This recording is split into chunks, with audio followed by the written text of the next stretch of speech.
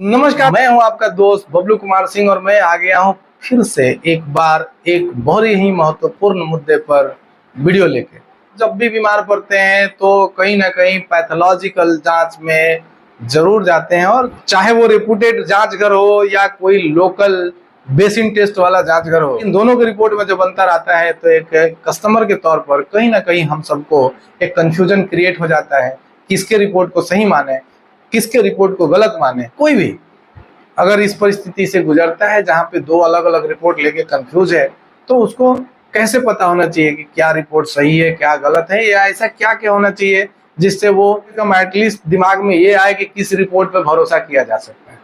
तो सबसे पहले बात करेंगे कि आखिर रिपोर्ट में अंतर क्यों। ऐसे तो बहुत सारे रीजन है, लेकिन इसमें सबसे जो प्रमुख रीजन है मशीन। आज के जमाने में हर जांच घर में, छोटे से छोटे जांच घर में भी आप जाएंगे तो सेमी ऑटोमेटिक मशीन और ऑटोमेटिक मशीन लगा हुआ है। और अगर किसी बड़े जांच घर में जाएंगे, किसी बड़े ब्रांड में जाएंगे, तो वहां करोड़ों के विदेशी मशीन लगे हुए हैं। तो मशीन से जांच होना एक सबसे बड़ा कारण है। अगर आपका टेस्ट सेम डेट में ही लिया गया है, लेकिन दो जांच घर वाले दो तरह के अगर मशीन यूज कर रहे हैं, तो आपके स्कोर में, आपके वैल्यू में अंतर आ सकता है। मशीन के बाद आता है केमिकल। जब कभी भी हम जांच करते हैं तो मशीन के साथ मशीन में अलग अलग तरह के केमिकल्स, मेडिसिन, एंटीबायोटिक्स और यूज किए जाते हैं एक फाइंडिंग तक पहुंचने के लिए।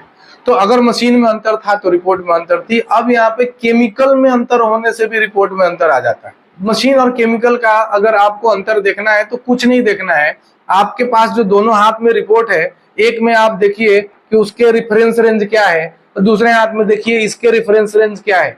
तो सर मशीन और केमिकल के कॉम्बिनेशन के चलते रेफरेंस रेंज बदल जाता है। मैं वो अंतर बता रहा हूं कि आखिर दो रिपोर्ट के वैल्यूज में, फाइंडिंग में अंतर आने के क्या क्या कारण हो सकते हैं, और क्या ये जेन्युइन है, क्या ऐसा होना लाजमी है। तो जी हाँ, आप किसी को भी खराब नहीं कर सकते और किसी को आप अच्छा नहीं कर सकते इस आधार पर कि दोनों की फाइंडिंग अलग अलग है। अगर फाइंडिंग अलग है तो आप किसको अच्छा और किसको बुरा मानेंगे और कैसे मानेंगे। तो आगे की वीडियो में हम उस पर भी बात करेंगे कि कैसे माने कि कौन सा रिपोर्ट ज्यादा ऑथेंटिक है। मैं सही गलत की बात नहीं कर रहा हूं, ज्यादा ऑथेंटिकेशन की बात कर रहा हूं। अभी भी मैं दोबारा दोहरा रहा हूं, मैं किसी भी जांच घर वाले को गलत नहीं कर रहा हूं, लेकिन ये फाइंडिंग्स में अंतर आता है। पहला जो कारण है वो है मशीन, दूसरा जो कारण है वो है केमिकल। इसके बाद आता है डॉक्टर। किस डॉक्टर ने या किस टेक्नीशियन ने आपका टेस्ट परफॉर्म किया, उसकी योग्यता क्या है, उसकी पढ़ाई क्या है, सैंपल कलेक्ट कैसे किया गया। कई बार आप देखते होंगे सिरिंज से प्रेशर से खींचा जाता है, फिर उसी सिरिंज से प्रेशर से ही वाइल के अंदर डाला जाता है। इस प्रेशर के दरमियान ब्लड के अंदर बहुत छोटे छोटे सेल्स होते हैं और प्रेशर्स पे सेल्स टूटने का खतरा रहता है। यही कारण है कि WHO ने 2016 में सारे लोगों को वैक्यूटेनर सिस्टम से सैंपल लेने को मैंडेटरी किया और सिरिंज का यूज ओनली SOS में किया गया। मतलब अगर कहीं पे कलाई से लेना है, पतला वेन है जहां पर हमारे पास वैक्यूटेनर हम लगा सकने की स्थिति में नहीं है, तो वहां पर ही सिरिंज का यूज करना है, वो भी बहुत ही सावधानी से। ऐसा नहीं है कि तुरंत खींचा और तुरंत उसी प्रेशर से खींचा और प्रेशर से दे दिया। ऐसे में सेल्स टूटेंगे और ऐसे में भी आपके रिपोर्ट के फाइंडिंग्स में अंतर आ सकता है। कैसे कलेक्ट किया गया, इस पर अंतर आ सकता है। जिस मशीन की अभी मैं बात कर रहा था, मशीन ऑटोमेटिक है, सेमी ऑटोमेटिक है, चाहे जर्मनी का मशीन है या इंग्लैंड का मशीन है, क्वालिटी चेक होता है, QC बोलते हैं उसको, कैलिब्रेशन होता है। आखिर किस लेवल से जाके मशीन सही रिपोर्ट देना बंद कर दिया, ये कैसे पता चलेगा। मशीन ने रिपोर्ट दिया, प्रिंट दिया, वो प्रिंट हमने आपको करके दे दिया, उसका वेरिफिकेशन होता है। अगर वो CBC का टेस्ट है तो उसका स्लाइड वेरिफिकेशन होता है। जब कभी भी रिपोर्ट का अबनॉर्मल या सीक्वेंस गड़बड़ होता है तो वहां स्लाइड वेरिफिकेशन होता है। जितने भी बड़े जांच घर हैं, जितने भी बड़े ब्रांडेड जांच घर हैं, वो जब कभी भी आपको रिपोर्ट देते हैं और उनका सीक्वेंस अगर नहीं आता है तो उसमें जहां स्लाइड वेरिफिकेशन की जरूरत होती है वहां स्लाइड वेरिफिकेशन किया जाता है। जहां पर स्लाइड वेरिफिकेशन नहीं करना होता है वहां पर दोबारा टेस्ट को चलाया जाता है। आपके रिपोर्ट पर ये रिमार्क आता है कि रिजल्ट रीचेक्ड, प्लीज कोरिलेट क्लिनिकली। ये ऐसे ही नहीं आता है। जब कभी भी बड़े लैब होते हैं तो बड़े लैब को अपने रेपुटेशन का बहुत ख्याल होता है, तो ये लैब जानबूझ के गलती नहीं करते हैं, लेकिन फिर भी इन बड़े लैब्स के भी रिपोर्ट में अंतर आ सकता है। वही कारण है मशीन और केमिकल। सैंपल कलेक्ट किसके द्वारा किया गया? आमतौर पे देखा यह जाता है कि सैंपल कलेक्शन के लिए जो है हम लोग कंपाउंडर या जो टेक्नीशियन होता है वो आता है, कलेक्शन करता है, जो सैंपल कलेक्ट करता है उसको फ्लेबोटोमिस्ट बोलते हैं। फ्लेबो की जो पढ़ाई होती है उसकी न्यूनतम पढ़ाई डीएमएलटी होती है। तो क्या जो व्यक्ति आपका सैंपल कलेक्ट कर रहा है वो डीएमएलटी है? अगर है तो वो पूरे मानकों के अनुरूप आपका सैंपल कलेक्ट करेगा। अगर ऐसा नहीं है तो सैंपल कलेक्शन के तरीके के वजह से भी, अगर मशीन भी सेम है, केमिकल भी सेम है, डॉक्टर भी सेम है, लेकिन अगर कलेक्शन का तरीका बदल दिया जाए तो भी रिपोर्ट में थोड़े बहुत के अंतर आने की संभावना बन जाती है। तो सैंपल किसके द्वारा किया गया, कैसे किया गया, किस परिस्थिति में किया गया? आप दौड़ के कहीं से आ रहे हैं, धूप से आ रहे हैं, पूरा तेज चल के, पैदल चल के आ रहे हैं, पसीना चू रहा है, ऐसे में आपका ब्लड सर्कुलेशन बहुत तेज है।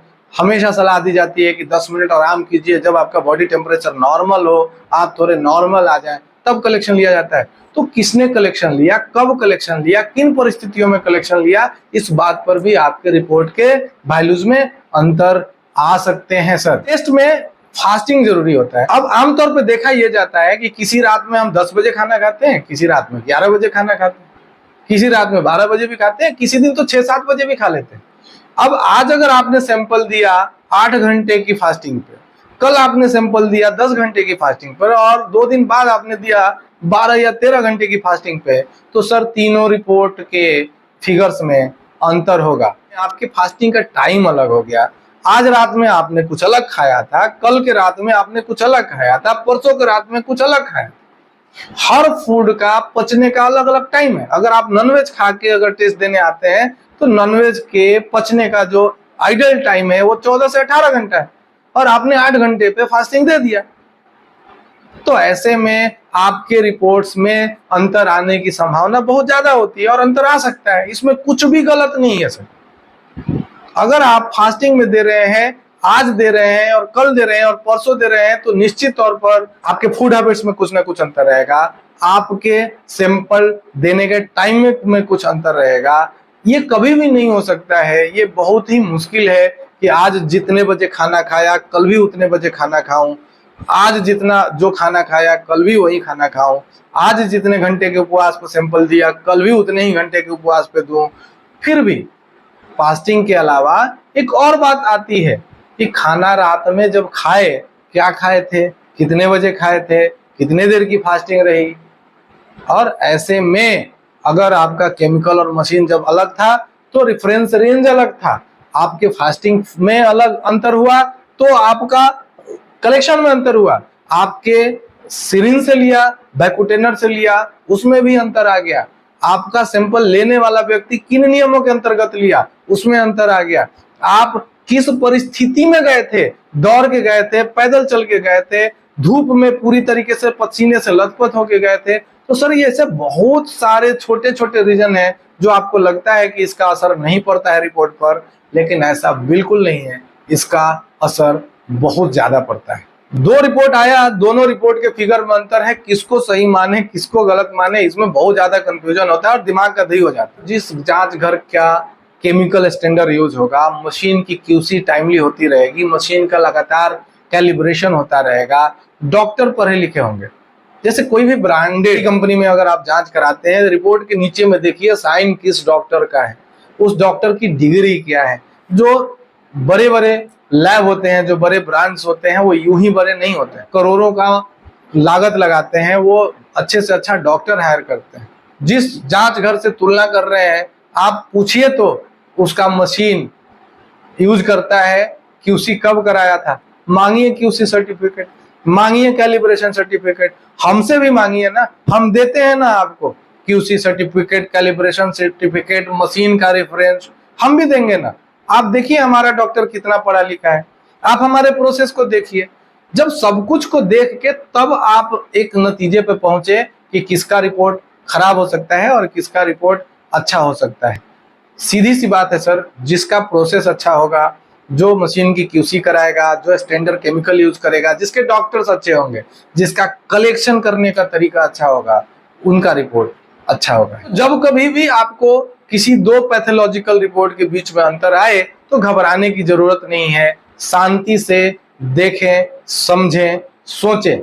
जिस जांच घर वाले ने, जिस कलेक्शन सेंटर वाले ने प्रोसेस का पालन किया है, वहां की रिपोर्ट अच्छी होगी।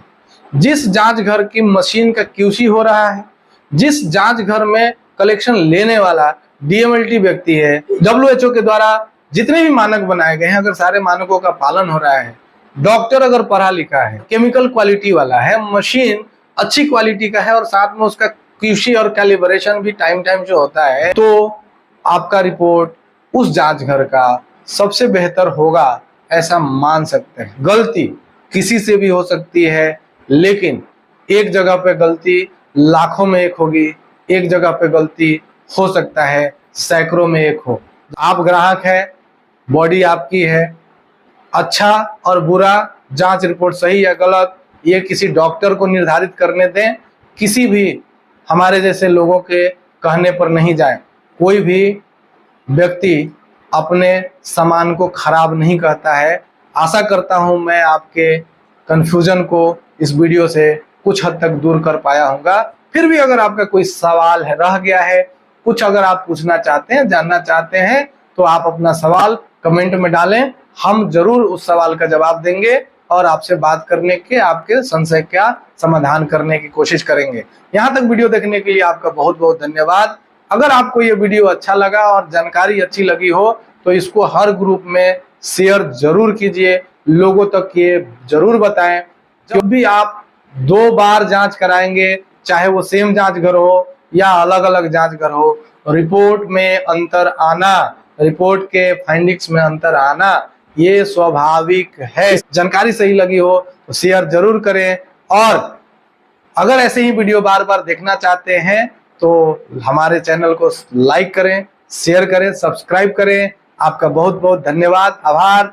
जय हिंद।